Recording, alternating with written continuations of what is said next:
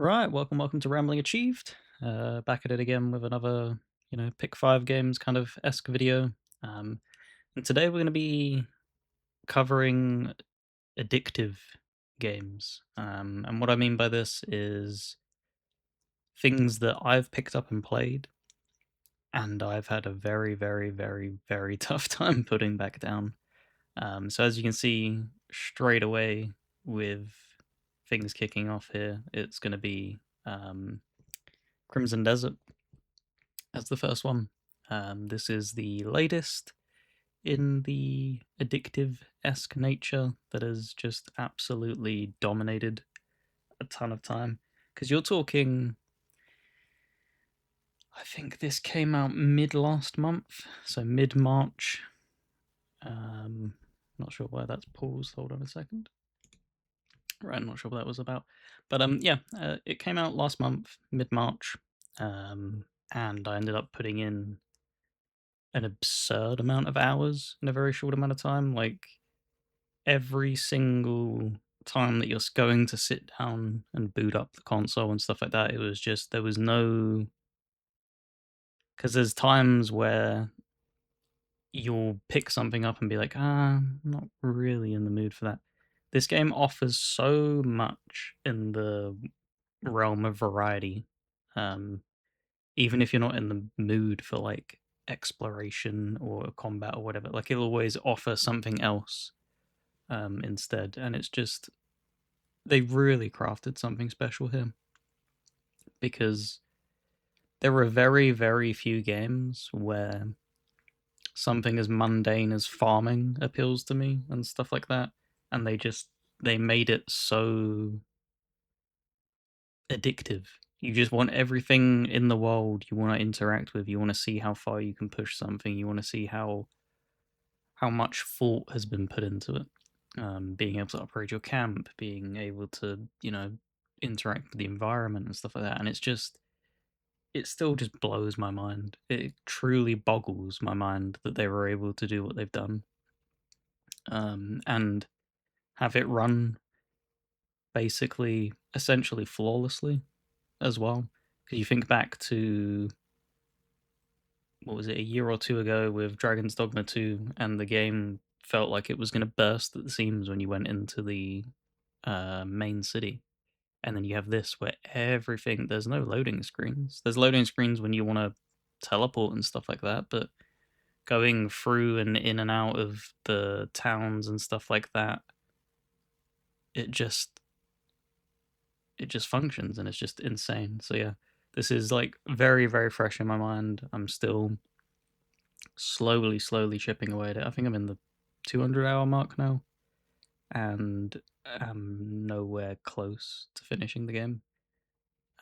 It just has all the right itches for exploration-based thing. Because if you like a really good example would be if you were interested in like Fudge Muppets videos and stuff like that, or ESO's videos when they covered the uniques in stuff like Fallout and Skyrim and stuff like that. I think that's what's really captivated players, is that whole addictive loop of finding that next cave and stuff like that. So yeah, Crimson Desert will be the first one. Right, up next for me is Marvel's Midnight Suns. This is Firaxis's take on, you know, the superhero model, as it were, but sprinkling in what you would expect from like an XCOM-esque thing. They did shake up the combat quite a lot because it's not grid-based. It's fully, I think it's broken down in meters and stuff like that. But just, I don't like. I know this really didn't appeal to some people, and don't get me wrong, like it's not a phenomenal game from top to bottom. I just love card games and I love like strategy games, and just the combat just had such a sticky loop to it. All of the different characters played completely different play styles and stuff like that. And I just ended up finding myself not wanting to finish the campaign. I was just deploying myself on missions and just brainlessly grinding them because the combat was just that enjoyable. It was so cozy and comfortable. And then the fact that it was also tied into these superheroes that we still haven't had. I know they're working on it, but we still haven't had a Blade game in a very, very, very long time.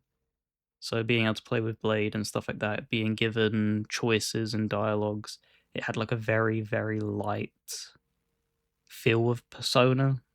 It's not anywhere within touching distance of that, of course, but you can see like many inspirations in the game, and it was just really, really damn fun. The DLCs as well, because I've literally just wrapped up a DLC video. I probably could have given a nod to the DLCs. They were really cool.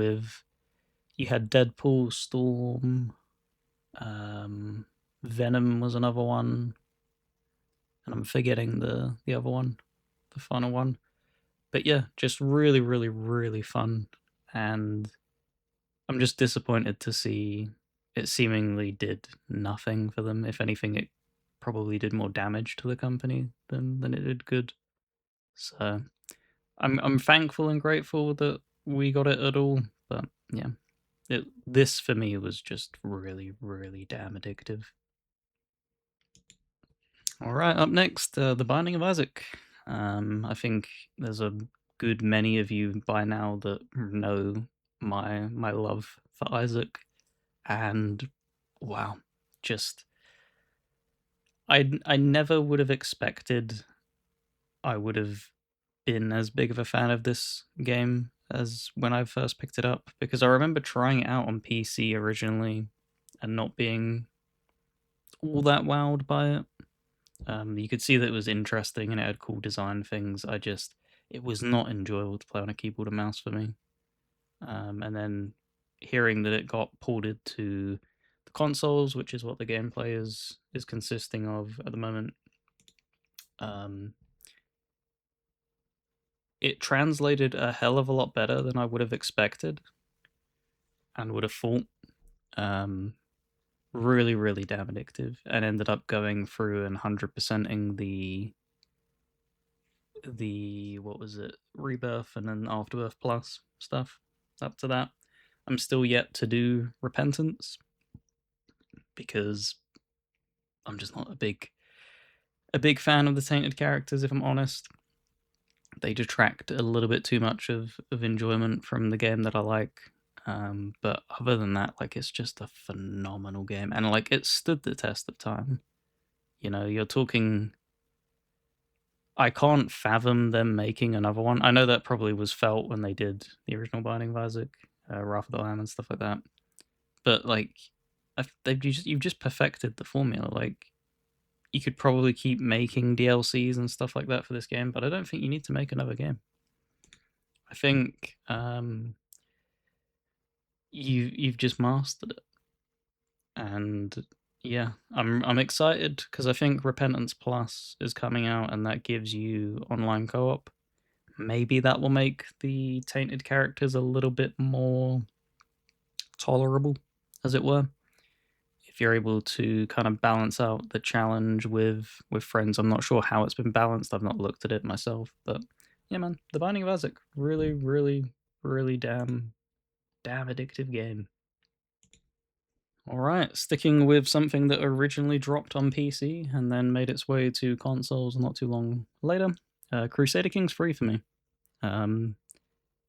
Really, I cannot stress just how baffling it is to me that they were able to take Crusader Kings free and make it play basically flawlessly on consoles.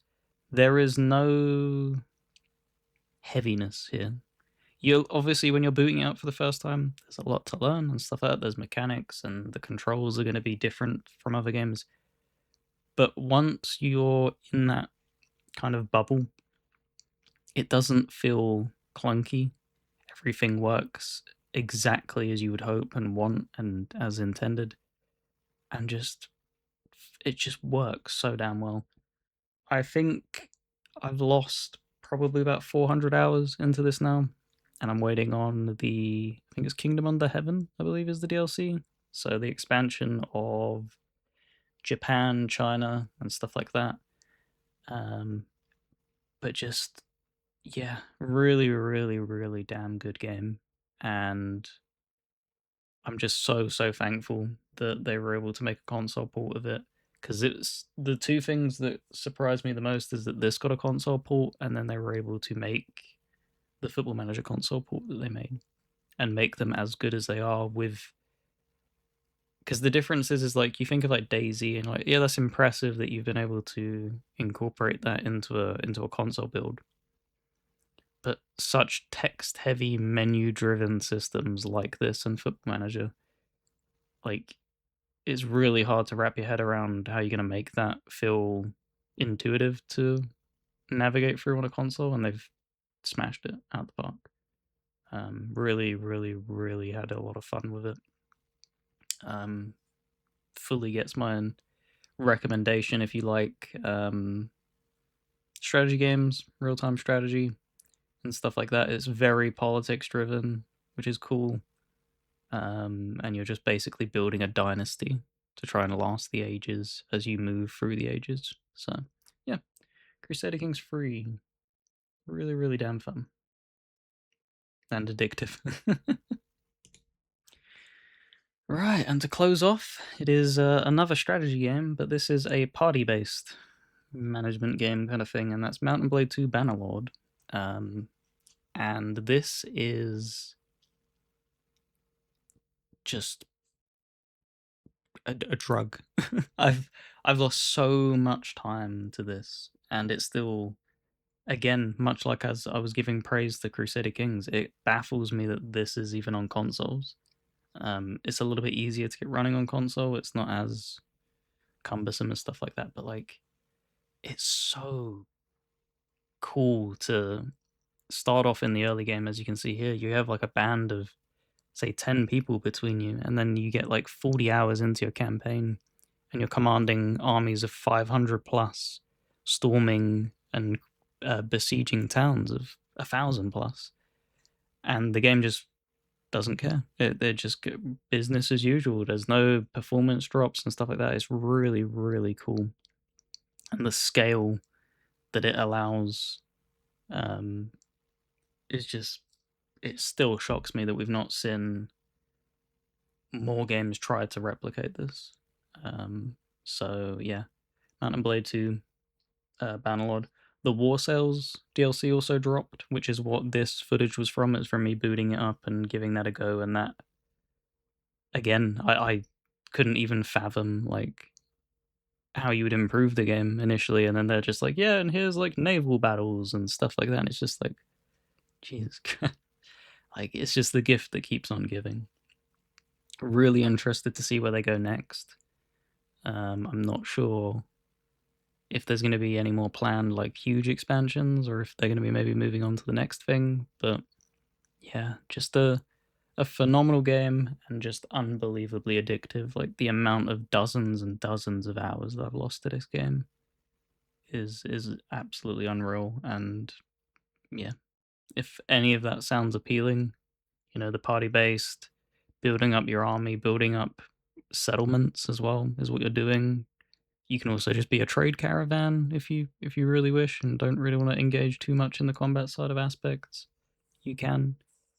It's just, it hits on the similar toes of like Battle Brothers and War Tales, but obviously with it being in this camera perspective, makes it a hell of a lot more personal, and just the scale that it generates for your battles and stuff like that is just insane, because you're always given like a randomly generated map like this that you've loaded into, and just, this is just say like 5 versus 5.